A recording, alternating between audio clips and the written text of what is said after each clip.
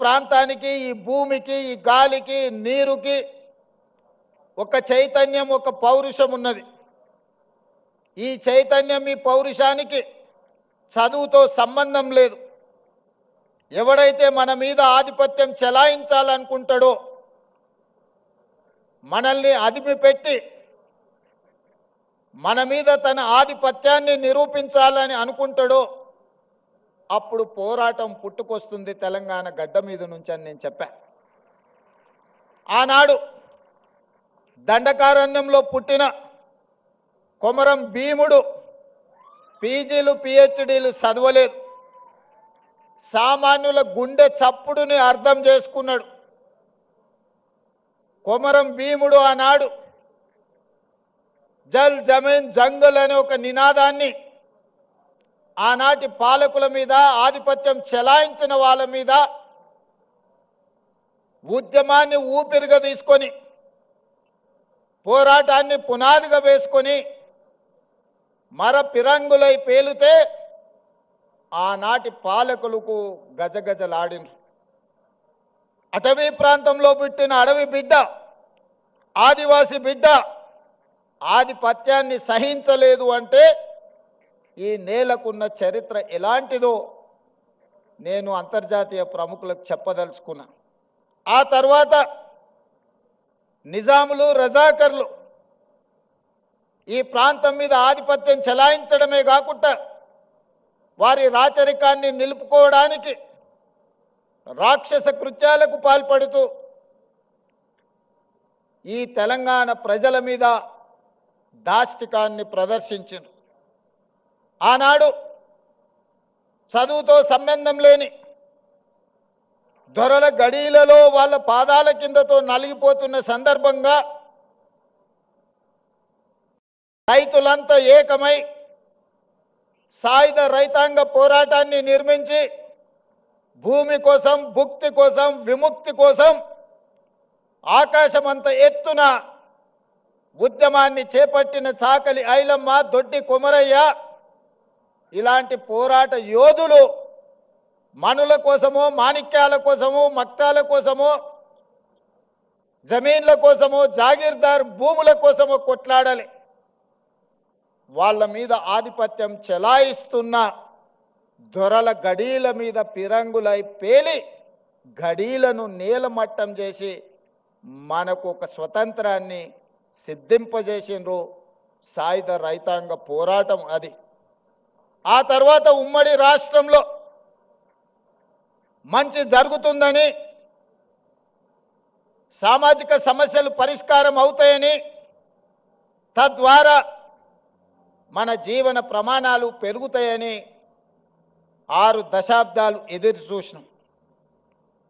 ఆశించిన ఆకాంక్షలు మన ఆలోచనలు నీరు గారిపోవడంతో ఇక పోరాటమే ఊపిరిగా, ఈ పోరాటం ద్వారా అయినా మన సమస్యలు శాశ్వతంగా పరిష్కారం కావాలి, ఇక దానికోసం నడుము బిగించాలని ఉస్మానియా కాకతీయ యూనివర్సిటీల విద్యార్థులు నడుము బిగించారు.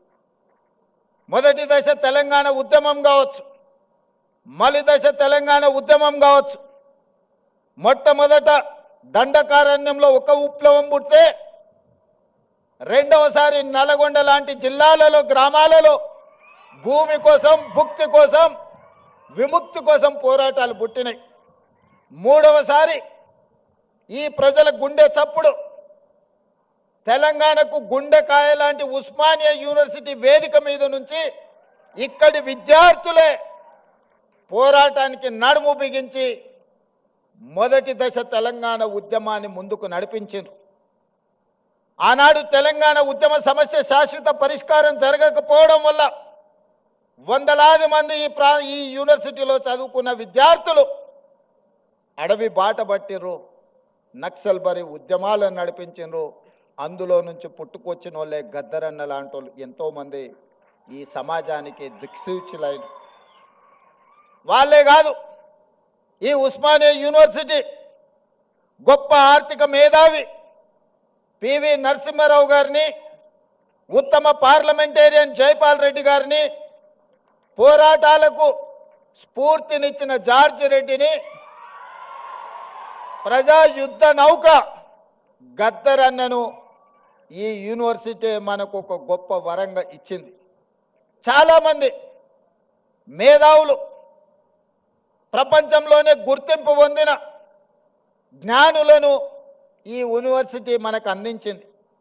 ఈ యూనివర్సిటీ మలిదశ తెలంగాణ ఉద్యమంలో మనల్ని అందరినీ ముందుకు నడిపింది.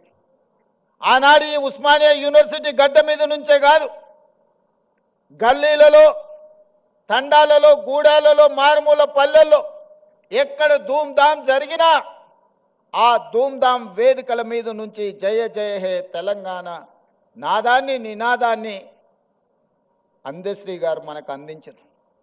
బడికే ఎల్లని ఒక పేదవాడి బిడ్డ గొప్ప ఆసు కవిగా తెలంగాణ ఉద్యమ స్ఫూర్తిని నింపి ప్రతి గూడెంలో, ప్రతి గుండెల్లో జయ జయ హే తెలంగాణ నినాదాన్ని నింపి తెలంగాణ రాష్ట్రాన్ని సాధించడంలో బడికెళ్ళని అందశ్రీ ప్రతి బడిలో ఈ తెలంగాణ నినాదాన్ని ఈరోజు వినిపించే పరిస్థితి ఈ ఉస్మానియా యూనివర్సిటీ కల్పించింది. అందుకే మిత్రులారా, ఎప్పుడు సమాజానికి ఏ సమస్య వచ్చినా ఆ సమస్య మీద ఈ యూనివర్సిటీ విద్యార్థులు కదలడం ద్వారా ఆ సమస్యకు పరిష్కారం దొరికింది. ఆ పరిష్కారమే స్వరాష్ట్ర తెలంగాణ ఆకాంక్ష. మరి ఈ తెలంగాణ వస్తే ఇక్కడున్న మా తమ్ముళ్ళు చెల్లెళ్ళు ఏం ఆశించరు? ఎవరి ఆస్తులు అడగలే, ఎవరి ఫామ్ హౌజులు అడగలే, వాళ్ళు సంపాదించుకున్న సొమ్ములో వాటాలు అడగలే. ఏం అడిగినరు మా తమ్ముళ్ళు? స్వేచ్ఛను అడిగినరు, సామాజిక న్యాయం అడిగినరు, సమానమైన అవకాశాలు అడిగినరు. నేను ఇవాళ అడుగుతున్నా, నేను ఇవాళ చెప్పదలుచుకుని ఈ వేదిక మీద నుంచి నా ఉస్మానియా కాకతీయ యూనివర్సిటీల విద్యార్థులకు స్వేచ్ఛ కోసం, సామాజిక న్యాయం కోసం, సమానమైన అవకాశాల కోసం మీరు ఏదైతే గొంతు ఇప్పినరో ఈ ప్రభుత్వం, ఈ ప్రజాపాలన మీకు వేదిక ఇస్తుంది. మీరు ఎదగండి. మీరు డాక్టర్లు కాండి, లాయర్లు కాండి, ఇంజనీర్లు కాండి, ఐఏఎస్లు కాండి, ఐపీఎస్లు కాండి, గొప్ప మేధావులు కాండి, ప్రపంచానికే దిక్సూచిగా మారే గొప్ప వ్యక్తులుగా మీరు రాణించాలి. మరి ఇదంతా జరగాలి అనంటే పునాదులు బలంగా ఉండాలి. 108 సంవత్సరాల చరిత్ర కలిగిన ఈ ఉస్మానియా యూనివర్సిటీని కాలగర్భంలో కలపడానికి కొంతమంది కుట్రలు చేసిరు. ఆ కుట్రలను ఛేదించి మీరు ప్రజాపాలనను తెచ్చుకున్నారు. ఎవరి గురించి రాజకీయ విమర్శలు నేను చేయదలుచుకోలేదు. 2 ఏళ్ల నుంచి మాట్లాడుతున్నారు కొంతమంది. కొన్నిసార్లు నాకు అనుమానం వస్తుంది, తెలంగాణ పట్ల, ప్రభుత్వ విద్య పట్ల వీళ్లకు అవగాహన ఉన్నదా లేదా అని. వాళ్ళు అంటారు, రేవంత్ రెడ్డి గవర్నమెంట్ స్కూల్లో చదువుకున్నాడు, గ్రామీణ ప్రాంతంలో నుంచి వచ్చిండు, ఈయనకు పరిపాలన చేత కాదని. ఒక్క విషయం అయితే నేను చెప్పదలుచుకున్న, ఉస్మానియా ఆర్ట్స్ కళాశాల ముందు నుంచి నేను గుంటూరులో చదువుకోలేదు మిత్రులారా. నేను గుంటూరులో చదువుకోలే. గూడు పుటాని నాకు తెలియదు.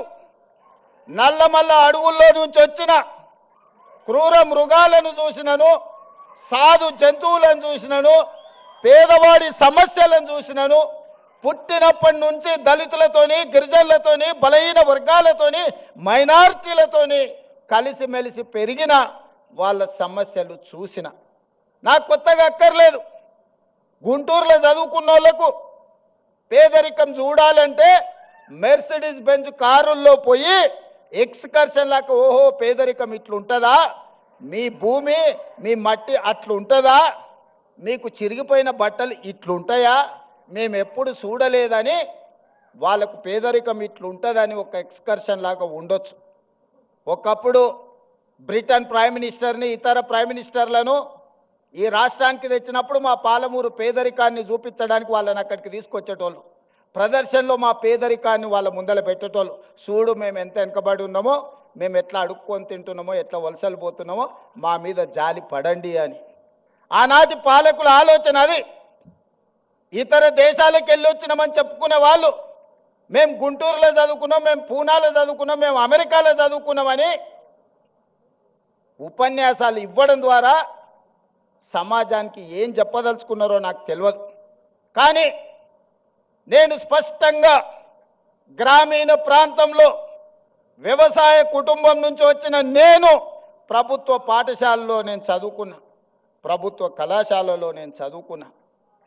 నాకు భాష గొప్పగా రాకపోవచ్చు, కానీ ప్రజల యొక్క మనసును తెలుసుకునే విద్య నాకు వచ్చు. పేదవాడు ఏం అడుగుతాడు, ఏం ఆలోచన చేస్తాడు, పేదవాడు ప్రభుత్వం నుంచి ఏం ఆశిస్తాడు, ఒక చదువుకునే పిల్లవాడికి ఏమి కావాలి, ఆ పిల్లవాడు చదువుకుంటే ఈ సమాజానికి ఏ రకంగా ప్రయోజనం ఉంటుందనేది నాకు తెలుసు.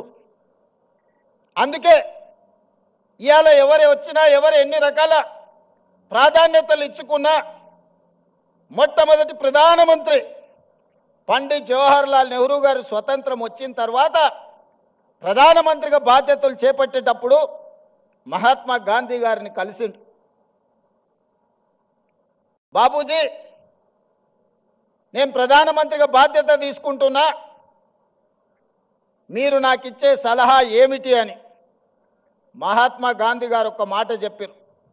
పరిపాలనలో నువ్వు తీసుకునే నిర్ణయం తీసుకునే ముందు నీ నిర్ణయం పేదవాళ్లకు, నిస్సహాయులకు ఏ విధంగా ఉపయోగపడుతుందో ఆలోచన చేసి నీ కళ్ళ ముందు ఆ పేదవాడిని, నిస్సహాయుని గుర్తు తెచ్చుకున్న తర్వాత నువ్వు నిర్ణయం చెయ్యి, తప్పకుండా పేదలకు, నిస్సహాయులకు అది ప్రయోజనం చేకూరుతుంది అని.